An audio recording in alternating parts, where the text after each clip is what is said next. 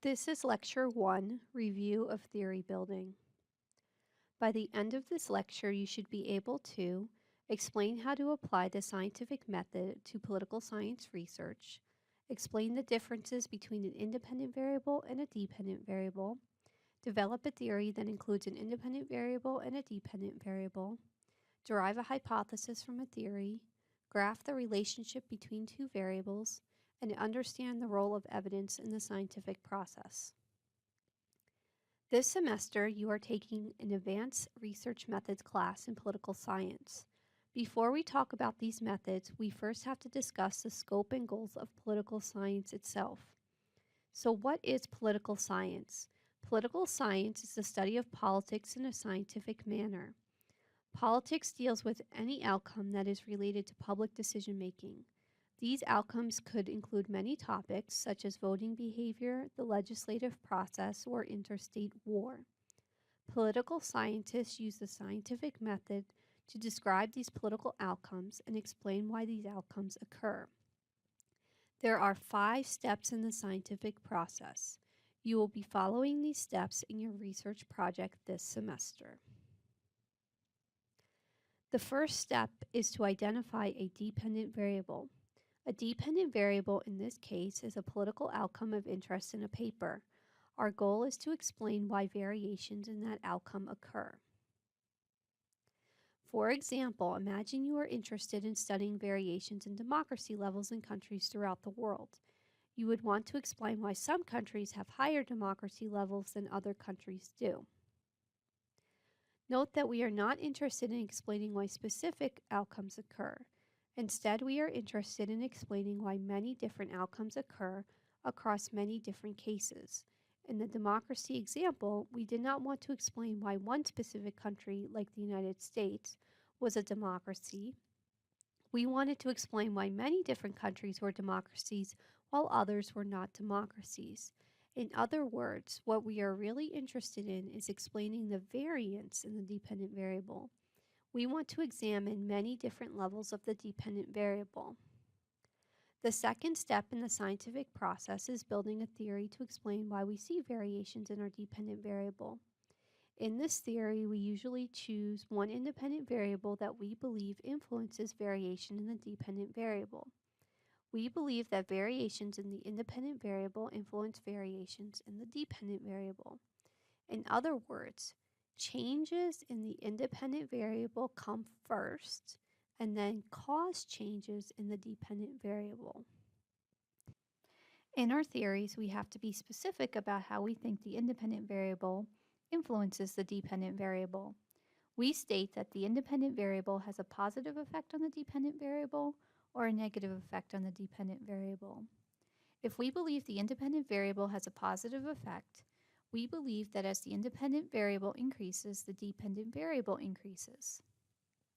Here is a graphical representation of a positive relationship between two variables. The dependent variable is on the y-axis or vertical axis. The independent variable is on the x-axis or horizontal axis. The values for both variables are on each axis.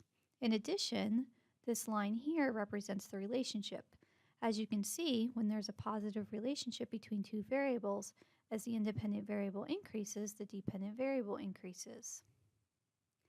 Next, if we believe the independent variable has a negative effect on the dependent variable, we believe as the independent variable increases, then the dependent variable decreases. Here is a graphical representation of a negative relationship between two variables.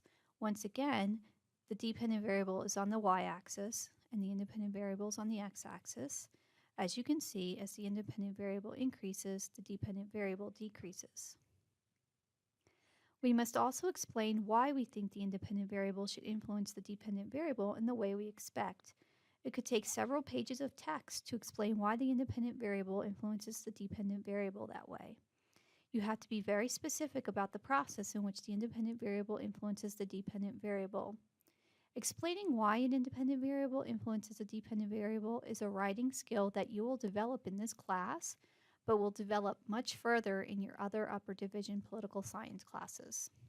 As an example of theory building, imagine our dependent variable was democracy level and our independent variable was oil wealth. We could expect that changes in oil wealth lead to changes in democracy level.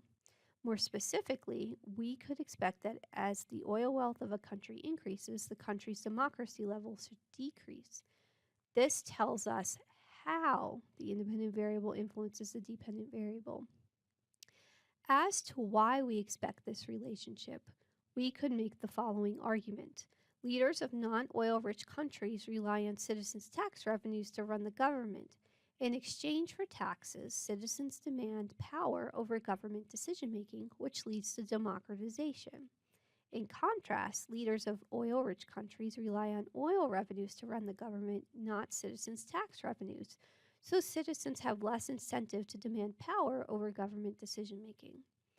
Of course, this argument is quite short and should be expanded on to explain how oil wealth influences democracy level in more detail. The third step in the scientific process is deriving a hypothesis from your theory. A hypothesis is a one-sentence statement that describes how all of the variations in the independent variable influence all the variations in the dependent variable. If the independent variable has a positive effect, then as the independent variable increases, the dependent variable should also increase. And if the independent variable has a negative effect, then as the independent variable increases, the dependent variable should decrease. In addition, the relationship described in the hypothesis has to be observable in the real world. We should be able to collect data and determine if the independent variable influences the dependent variable in the way we expect. There are several different ways to write hypotheses. In the next few slides, I will provide you with some templates on how to write hypotheses. This is the more likely than / less likely than template. This template is useful when you have an independent variable and a dependent variable that are dichotomous. Dichotomous just means that a variable only takes on two categories or values. For example, imagine your dependent variable was party identification. It only takes on two categories, Republican and Democrat, and your independent variable is gender, which also only has two categories, women and men. You could write, women are more likely than men to identify as Democrats.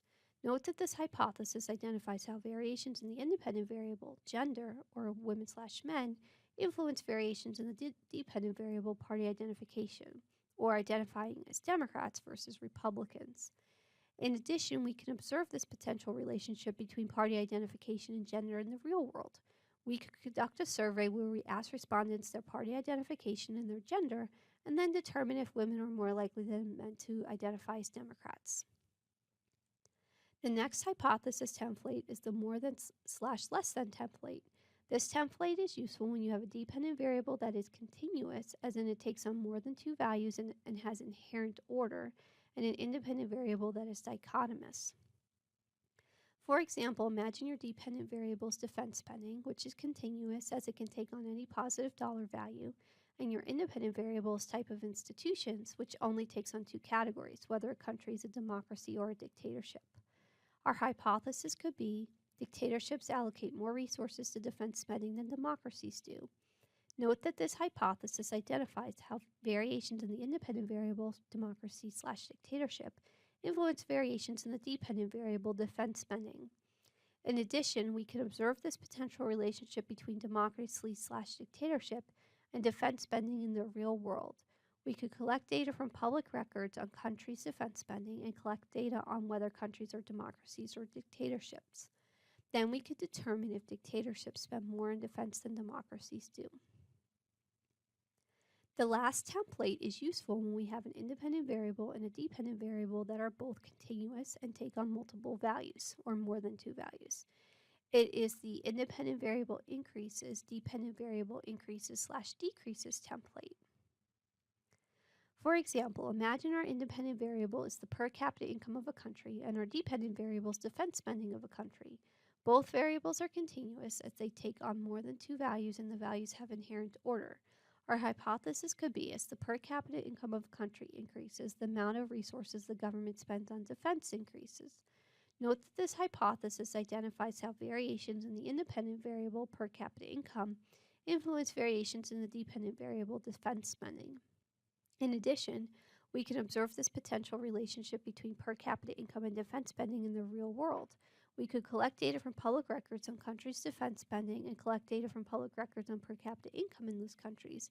Then we can observe whether countries' per capita income increases their defense spending. This metacognition card can help you decide which hypothesis template to use based on which kinds of variables you have. If you have dichotomous independent and dependent variables, use the more likely than less likely than template. If you have a dichotomous independent variable and a continuous dependent variable, use the more than / less than template. If you have continuous independent and dependent variables, use the independent variable increases, dependent variable increases / decreases template. It is easy to make mistakes in hypothesis writing. A common mistake is not correctly identifying what the independent variable is. For example, you could say some countries are more likely to go to war than others. But which countries exactly? What specifically leads some countries to be more war-prone than others? Another mistake is not focusing on how variations in the independent variable influence variations in the dependent variable. You could say wealthy countries have high standards of living. But you're not comparing wealthy countries to anything. High standards of living compared to what? Instead, you should say that wealthy countries have higher standards of living than poor countries do. This is a comparison where you are comparing how variations in the independent variable, wealthy / poor, influence variations in the dependent variable, standards of living. If you are having problems determining whether you wrote an appropriate hypothesis based on your theory, you could draw a graph based on your theory / hypothesis to see if it is an appropriate hypothesis.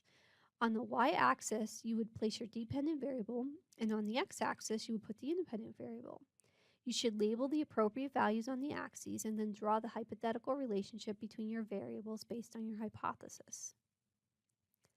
For example, imagine your hypothesis was, as the per capita income of a country increases, the amount of resources the government spends on defense increases. This is what the graph would look like based on this hypothesis. Defense spending is the dependent variable, so it's on the y-axis. Per capita income is the independent variable, so it's on the x-axis. And as per capita income increases, defense spending should increase, resulting in this line with a positive slope. The fourth step in the scientific process is the empirical analysis. In this step, we collect data for the dependent and independent variables and then analyze the statistical relationship between the independent and dependent variables. In this class, we will focus on large and empirical analyses, where we collect a large number of observations across many cases to analyze the relationship between our independent and dependent variables. There's another type of a design called a small n design, where scholars only focus on a small number of cases to analyze the relationship between the independent and dependent variables. We will not focus on small n designs in this course. Note that n in both of these cases just means the number of observations. In the fifth step of the scientific process, we evaluate our theory, our hypotheses, and our empirical results. We determine if the results of our empirical analysis provide support for our hypotheses or indicate lack of support. In this step, it is important to note that we should not overvalue our evidence. Just because you find results in one study, those results need to hold up in other studies for us to be more confident that our independent variable actually does have an impact on our dependent variable. Also, just because we don't find results that support our hypothesis doesn't mean our hypothesis is wrong. There are many reasons, many statistical, that may lead to no results. We will be spending the second part of the semester talking about these issues and how to address them. You will learn to make more sophisticated statistical models to test your hypotheses.